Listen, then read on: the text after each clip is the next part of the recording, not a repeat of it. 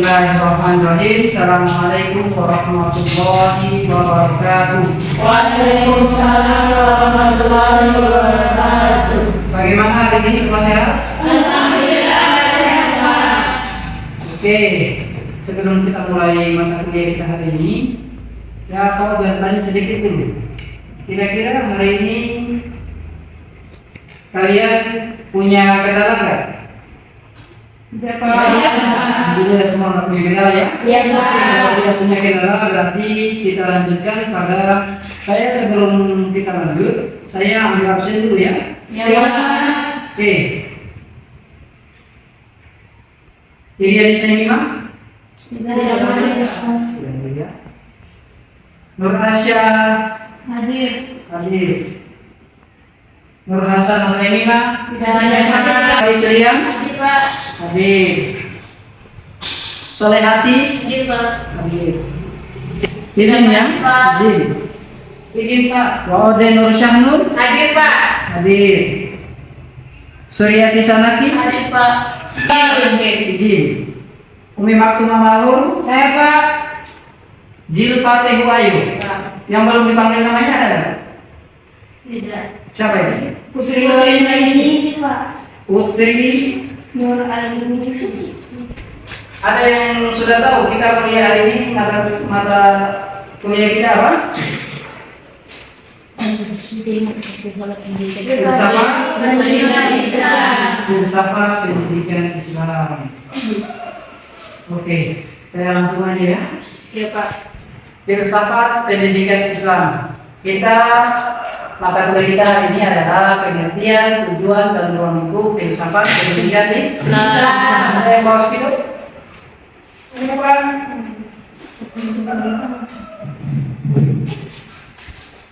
Saya kasih ini dulu. Kira-kira ada yang tahu nggak? Apa itu filsafat pendidikan Islam? Ayo. Berasal dari Hah? filsafat itu terbagi menjadi dua, Aha. yaitu filosof dan sofia. Di mana filosof artinya cinta, sedangkan sofia artinya kebijaksanaan. Jadi bisa diartikan filsafat adalah cinta dan kebijaksanaan. Ada yang lain? Ayo, ada yang lain dari Putri? Sore hati mungkin? Untuk dapat dibina dan dikembangkan serta dididik menjadi manusia muslim yang seluruh kepribadiannya dijiwai oleh ajaran Islam. Oke, jadi filsafat itu berasal dari bahasa Yunani. Bahasanya itu adalah dasar pendidikan atau yang sedang dihadapi. Jadi kalau kita berusaha memperbaiki diri misalkan, maka kita itu seorang berfilsafat. Program yang konsisten serta berkaitan dengan konteks secara luas. Jadi kalau kita melakukan sesuatu perbaikan dalam pandangan-pandangan atau dalam program-program yang kita kembangkan, maka kita adalah sedang itulah tujuan dari manfaat berfilsafat. Kita lanjut memberikan komentar apa yang dikemukakan oleh G.R. King. Ya, ada nggak? Tidak ada. Kalau tidak ada, berarti kita lanjut. Ruang lingkup filsafat pendidikan Islam itu meliputi, pertama itu adalah pendidikan. Pendidikan itu apa? Apa itu pendidikan? Ada yang tahu nggak apa itu pendidikan? Ya, misalnya seperti apa? Kurikulum, kita ini termasuk orang-orang ya ruang lingkupnya dalam filsafat. Karena kita mau ingin menggali, mau memperbaiki, ya. Nah, itulah orang-orang berfilsafat. Yang kedua adalah tujuan. Ruang lingkup filsafat pendidikan Islam itu harus ada punya tujuan. Makanya ketika seseorang punya tujuan, ya, bagaimana caranya memperoleh tujuan itu adalah proses filsafat. Oke. Dari sini tujuan filsafat pendidikan Islam adalah untuk mendekatkan hambanya kepada Sang cinta, agar mereka dapat lebih bertanggung jawab terhadap kewajiban. Jadi supaya kita lebih bertanggung jawab, maka tujuan filsafat ruang lingkup filsafat pendidikan Islam itu ada pada tujuan. Tujuannya itu apa? Supaya kita lebih bertanggung jawab. Yang ketiga adalah kurikulum. Apa itu kurikulum? Coba satu orang baca dulu. Apa itu kurikulum? Kurikulum adalah rencana pembelajaran yang berisi pengaturan dan seperangkat bahan pembelajaran yang digunakan sebagai pedoman dalam aktivitas belajar mengajar.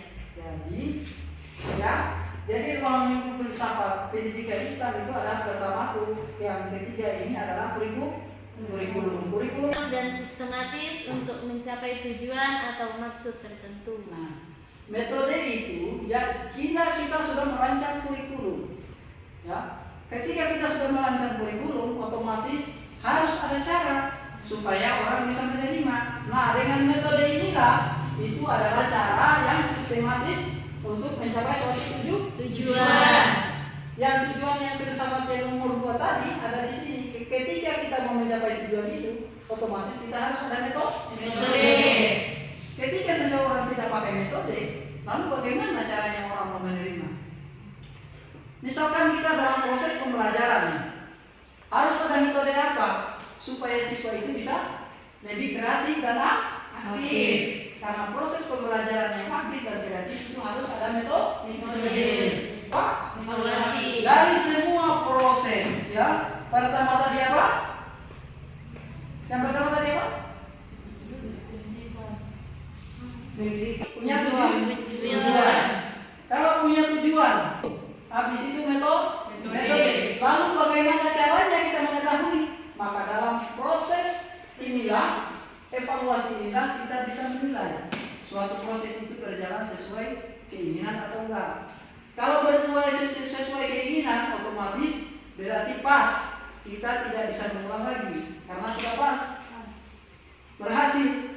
Tapi kalau proses evaluasi ini, maka kita ada tahu mungkin ada kekurangannya di mana, maka kita boleh teliti kira-kira kekurangannya di mana. Apakah itu di metode, apa di kurikulum? Kalau di kurikulum bagaimana kita perubahannya? Kalau di metode berarti seorang guru harus bisa berusaha bagaimana proses pembelajaran itu supaya bisa berhasil. Harapan dari ya adik-adik mungkin ada masukan atau mungkin Pak mungkin ada kurang ini Pak kurang ini dan lain sebagainya. Saya kira itu cukup. Nanti kita lanjutkan pada sesi silakan.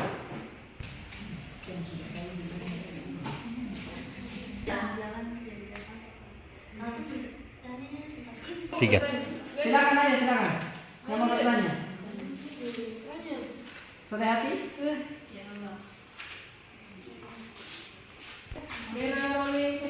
Coba saya ingin bertanya. Nah, silakan. Tujuan kita sebagai mahasiswa mempelajari filsafat pendidikan Islam itu untuk apa? Oke, tujuan kita mempelajari filsafat pendidikan Islam itu agar kita mengetahui apa itu sebenarnya pendidikan Islam. Apa itu sebenarnya ya filsafat itu. Ya, supaya kita mengetahui apa? Dalam proses filsafat pendidikan Islam, ternyata pendidikan itu sangatlah penting. Itu yang pertama yang harus kita ingat. Setelah itu, ketika kita menganggap pendidikan itu sangat penting, maka kita harus merumuskan tujuan. Karena kita menganggap itu penting, maka kita harus punya tujuan. Nah, tujuan itulah yang akan menjadi pedoman untuk menentukan bagaimana proses itu terjadi. Ya, maka dalam proses itu terjadi sesuai dengan maka kita harus menggunakan alat. Baik itu punya alat atau itu disebut dengan kurikulum atau punya metode. Nah itulah bagaimana kita mempelajari filsafat. Tujuannya itu apa? Supaya kita mengetahui, oh ketika kita melakukan ini ternyata harus ada ini. Itu seperti ini. Ya, saya kira cukup. Oke, kalau sudah tidak ada lagi pertanyaan, itu tadi pertanyaan terakhir ya. Jadi cukup sekian dari saya. Terima kasih yang sebesar-besarnya sudah mau ya mengikuti